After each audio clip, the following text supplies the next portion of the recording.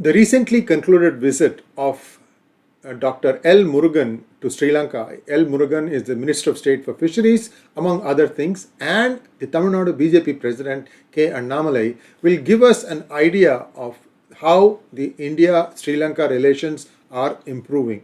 For one thing, there were several topics that were discussed, especially to do with the betterment of Sri Lanka as a country, also of the northern Tamils who have suffered under the LTTE for many years, and how to rehabilitate them, how to motivate them, how to bring them back into mainstream. All those things were discussed. I'm going to share with you a whole bunch of items on this one. So please like this video, and then you can sit back and watch how much has happened in the last few years. Here we go.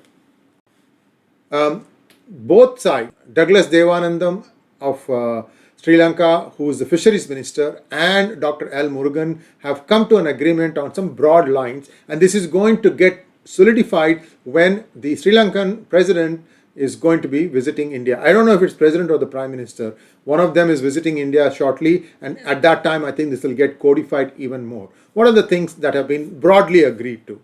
Vallam fishing, which is the traditional boats where they use sail and go back and forth.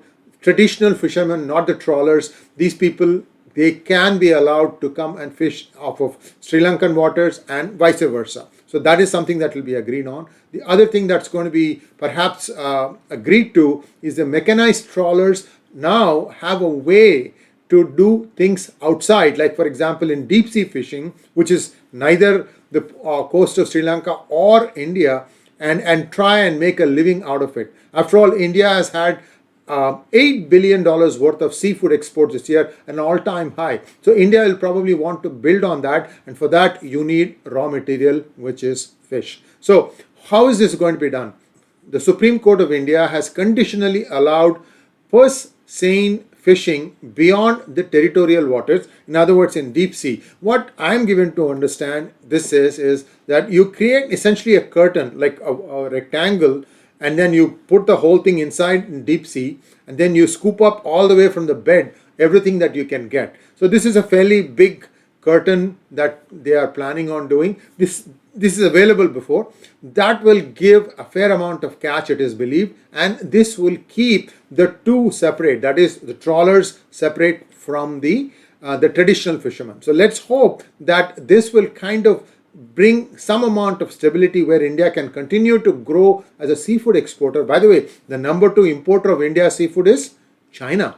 Here we go. So next, an interesting facet was revealed by Annamalai, and I don't know why many of us don't know this, and that is that there is this small island called Delft Island, and this island is believed to have formed when Hanuman, remember, he was bringing Sanjeevani to resuscitate Lakshmana.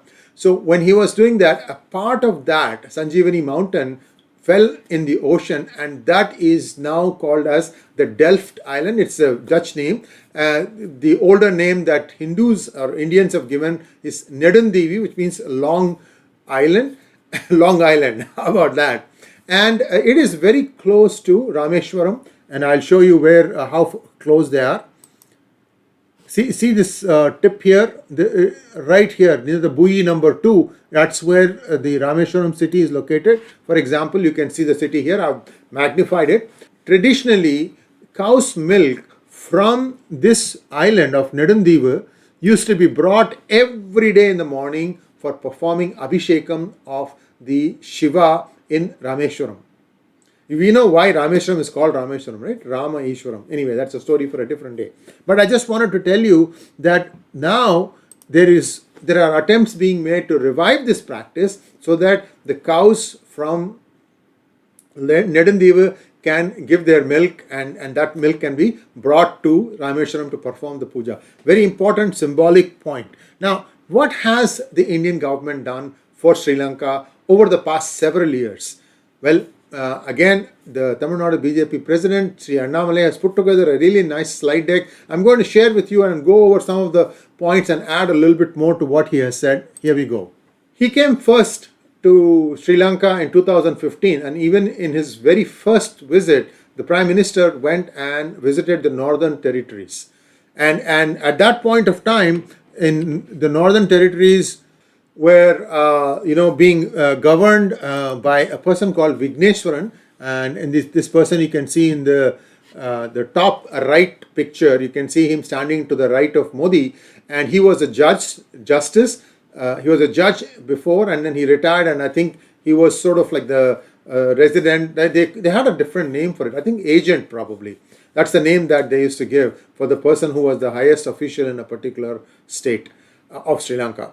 Now, at that point of time, he made friends with 𝙒𝙤𝙣𝙤𝙤, and he has been working to try and improve the lot of the Sri Lankan Tamils battered by the civil war that ran for many, many years. 2009 it finished, but when he came in at 2015, the wounds were still raw. So work has been in progress to try and make things better. Here is the 300 million, LKR means Lankan rupee, funded to commercialize the Jaffna Airport. Jaffna, by the way, in Tamil is called 𝑦𝑎𝑟𝑝𝑎𝑛am.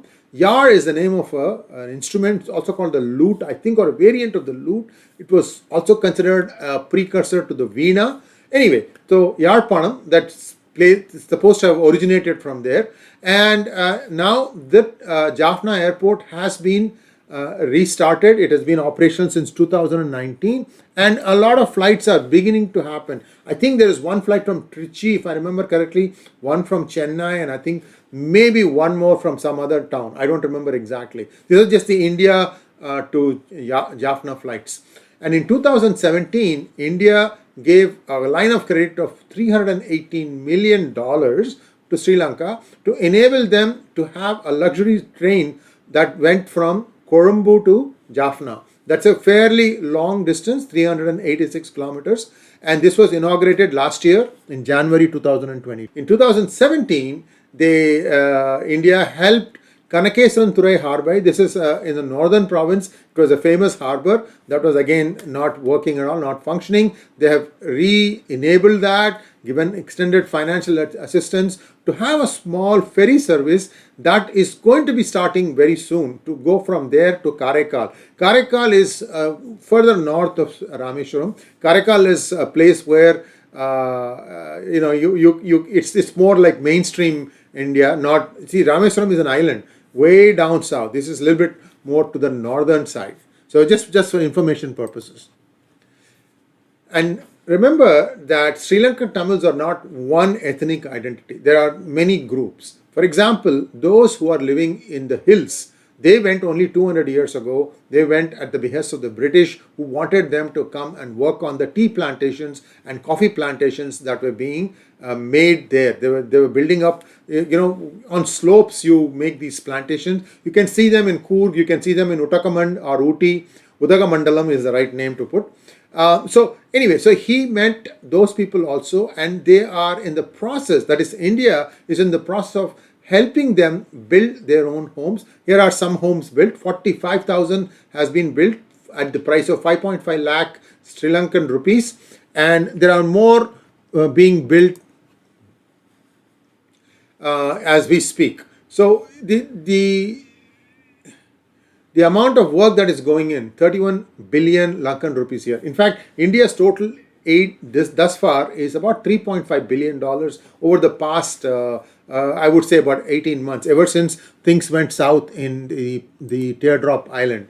And Narendra Modi also, this was in 2017, which remember he has gone there twice. 2015 when he understood the challenges that were there, and then in 2017 he tried to help figure out a few things. For instance, there was this multi-bed, multi-specialty hospital that was built in Dikoya, and that costed India 150 crores. And then recently, it was Sri L. Murugan, that is Dr. L. Murugan, this is like days ago, he inaugurated a culture center in the town of 𝙤𝙤𝙤𝙤, and you can see here, I think it is Ranil Wickramasinghe, if I'm not wrong, along with Dr. L. Murugan, as he's explaining the culvert that is there. Culvert means a carving, stone carving. And here you are seeing, like last week, Dr. Jaishankar had gone to visit, and something is happening, guys. Something is cooking. I think this is what I'm guessing is happening. And I'll come to that. Just one second. Let me finish this thing. There's also a temple called 𝙒𝙧𝙤𝙪𝙥𝙤 temple, and that one also is being refurbished, and there could be a boat service between that temple and Rameswaram. See, when we went to do Tirtha Yatra, you in your lifetime as a Hindu, as a Sanatani, you're supposed to go to two places at least once, Rameswaram and to Kashi. And many who go to Kashi will give up something when they visit there and come back, because it is something like you're supposed to be, getting ready for giving up all your worldly pleasures and so on and so forth. So some people will give up one particular dish they like to eat, for instance, bhendi masala or something like that, and never eat it after that for their lifetime.